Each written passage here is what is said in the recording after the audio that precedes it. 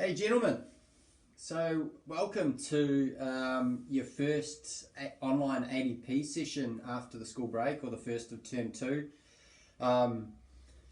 So things obviously a bit different to what we're used to, outside the normal. But hey, we're lucky enough to have this platform, and you can still get some really good work done while we're at home and we're not at school and we don't have the use of the gym.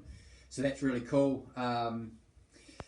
So hopefully you've been doing being active and doing some of the sessions that have been posted on this YouTube channel to date. If not, that's cool. But it's really key that we keep moving forward with your program and keep doing these exercises and these movements, so we keep developing, and when we do come back to class, that we are ready just to pick up the program again and get stuck in. What we've done with these sessions is I've structured them just like we normally would in class. So we've divided them up into A series, B series and C series like we would in class for our normal program. And with that in mind, we are going to do the ADP warm-up, so that we start every session with the ADP warm-up. You should be familiar with that by now. If not, just a little reminder, that is the press up and twist, that is the back extension, that is the kneeling hamstring floss, and lastly that is the monkey squat. If you've forgotten those movements, what you can do is I've made a video called the ADP warm-up, which is on this channel, so just hit pause now, go and revisit that video and go through the warm-up. If you know it, hit pause anyway, and I want you to do the warm-up. So that's those 4 exercises for 6 repetitions, and I want you to go twice through the whole lot. Nice, so hopefully you're nice and loose, you've warmed up, you've done those mobility exercises, and you are good to go.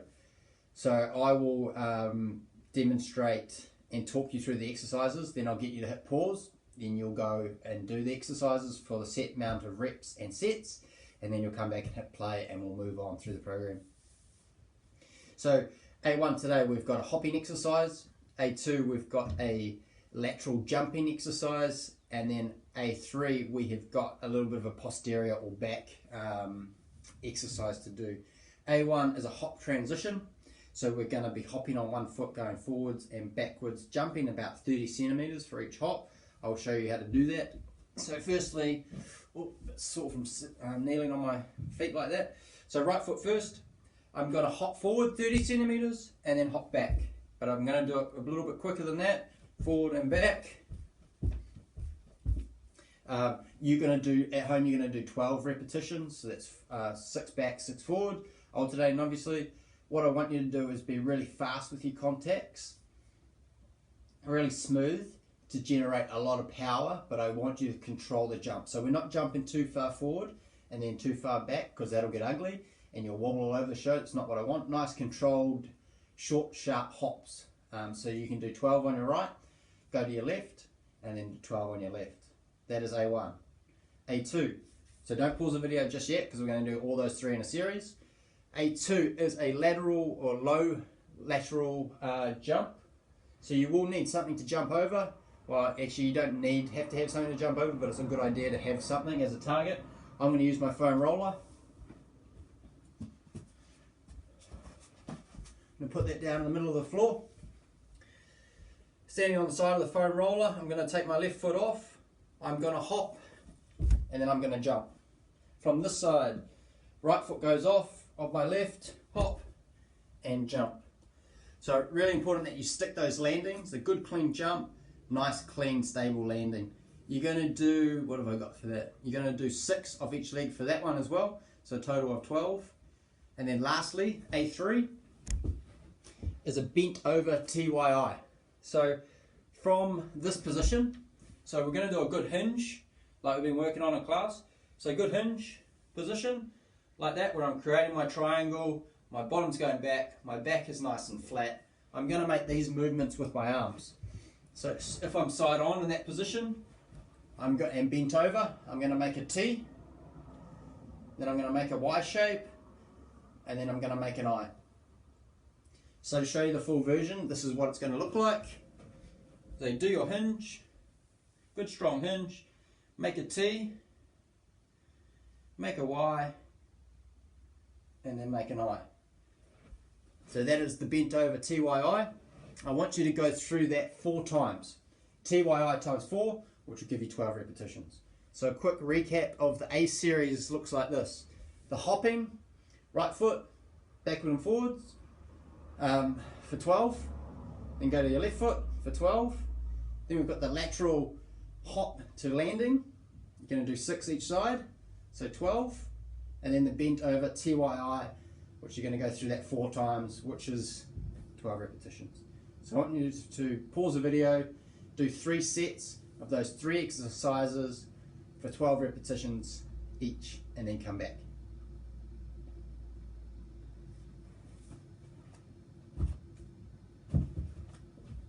Okay, so now we're on to the B series. The B series is a lower body series, so it's all leg dominant. You will need ideally something small that you can hold and grasp in 2 hands. Again, I'm going to use my foam roller, but something that mimics a bar, or I think in class we were using a plate, because we're going to do an overhead squat to a box. So you will need a box of some sort. A chair is absolutely fine. The key is that whatever you're squatting to, it needs to be about in line the same height as your knees. So when you sit down, that you're kind of flat to the floor, that good squatting position. Just turn this to the side a little bit more. So that my chair could be slightly lower at home, but for the sake of today, it's neither here nor there. What I want is it to be a nice strong piece of equipment, so it's not going to break under your weight. Yeah, it's just not too flimsy. Cool, so I'm going to use my foam roller again, and we're going to do, how many of these are we doing? So we're down to 10 repetitions. So overhead, you might not be able to see this actually, but I'm going to hold this up over my head, find my squat stance. So good feet, my feet are hip width apart. I'm pushing my bum back, I'm keeping my chest up, and I'm squatting down to my box, and I'm standing back up. So I'm not flopping onto my seat, I'm controlling it down and then standing back up. Good control down, this stays up. I know if my hands are I can see what I'm holding in my hands is that I've fallen forward. So arms stay up and back up. Down and up. So really think about that squat technique that we've been working on all through term 1. Bum back, chest up. Those are the keys. Exercise B2. So we're doing a glute bridge. It's a 2-footed glute bridge. Something we have done before, but we're just going to add a little something extra to the end of the rep. So lying down, my feet are about 10 or 15 centimeters from my backside. There's a gap there, and my feet are about hip width apart. So I'm going to take my hips up, then at the top, I'm really going to over squeeze my glutes and hamstrings for 1-2 seconds, and then control them back down. Take them up and squeeze really hard, 1, 2, and then control nice and smooth to touch the floor, and then back up again. Cool, that is number 2, B2. And then lastly, but not, so it's just B3, the last of the B series. We're going to do our hip hinge, or our RDL, as we interchange the names of them. I'm sure you remember that. Again, if you've got something that can be weighted, I'm lucky enough to have a kettlebell here today, but if you don't have a piece of equipment that you can use for something like this, you can easily manufacture something or use your imagination.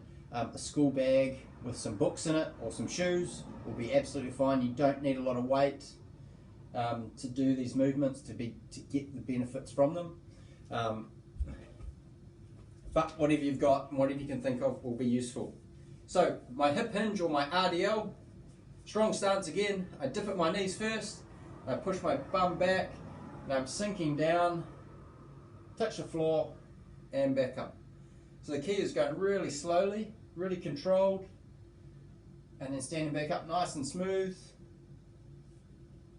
Good glute hamstring stretch, and then I squeeze to stand back up. again, so there's 3 key points for that lift. Dip at the knees, push your backside back to the wall, and then keep your back flat, chest out. Right, so that's the B series. So just to recap, we've got the squat to box with overhead. We're going to do 10 repetitions of that. We've got the glute bridge, so that's lying on your back, taking your hips up to the ceiling, that good glute hamstring squeeze for 2 seconds at the top of each rep, and then the RDL or the hinge with 2 feet on the floor. So 10 repetitions, 10 repetitions, 10 repetitions, 3 sets, hit pause, get stuck into those, and then come back to me for the C series.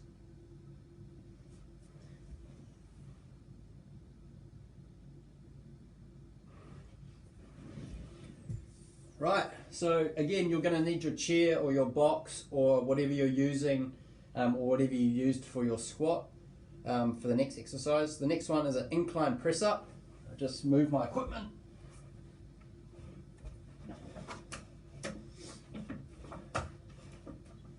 Cool, so my hands are going to be on my seat, or my step, or my box, my bench, whatever it is you've got at home.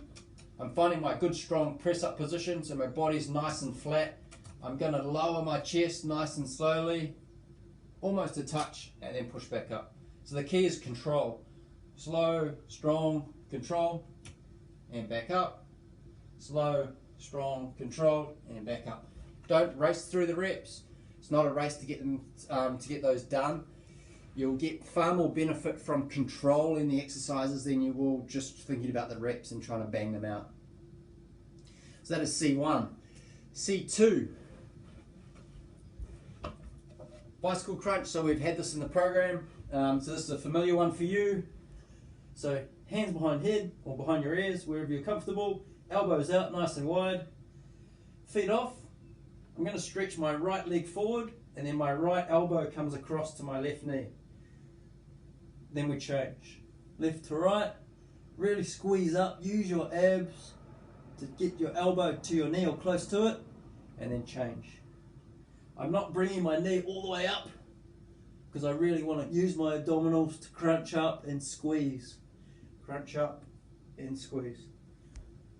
Cool. So that is C2. C3 is bird dog. Now, this is a new one for some of you. Can be a little bit tricky. So we're on all fours. I'll show you from both angles. Start from this side. Just make sure. Move some of my equipment. On all fours. I'm going to take my left arm out and my right leg out. All the way out. I'm going to have to squeeze my core. You can see I didn't have my core squeezed, so I lost the balance a little bit. So I'm going to take left arm out, right leg out, and then I'm bringing my elbow knee to touch. And then I'm going back out. Elbow knee to touch, and back out. Stay really nice and stable. That's the challenge. You'll want to, because you're taking your arm and knee off, your hand and knee off, you'll want to lose a bit of balance and your hips will want to rock and roll. Don't let yourself do that. Engage your core, squeeze your belly button in, engage those deep core muscles, and that'll help you to balance and execute the exercise really well. So those are the 3 for C series. Recap, C1 was the incline press up with the control, so hands on your bench or your chair. C2 was the bicycle crunch, really crunching up and squeezing across. And then C3, the bird dog. Again, using your core, stay stable, arm, leg out, and then back to meet, elbow, knee in the middle. Hit pause, 3 rounds of that. So you have got, rep counts are 10 for the incline press up, bicycle crunch is 20, bird dog is 20. 3 sets of that, hit pause, and then come back to me for one final exercise.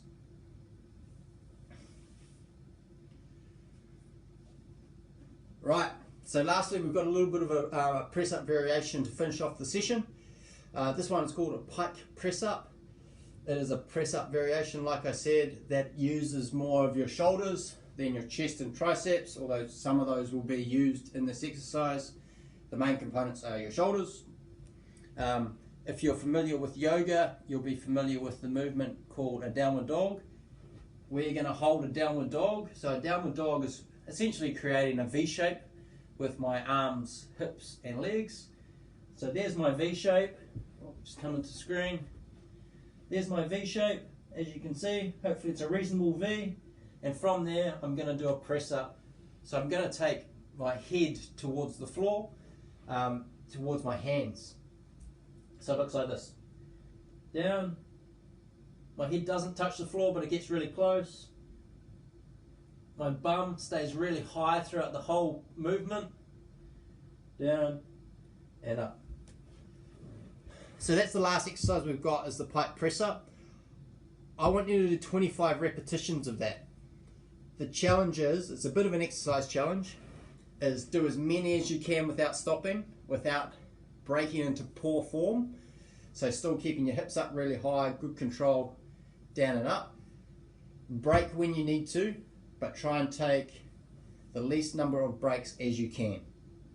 So that may mean you do 15 pike press ups, you have a short break, you come back, you can do another 5, a short break, and another 5 to make you 25. You might be able to do 25 without stopping, just in one set. That's great. But see how you go. 25 as quickly as you can with good form, and that's us done for today's session.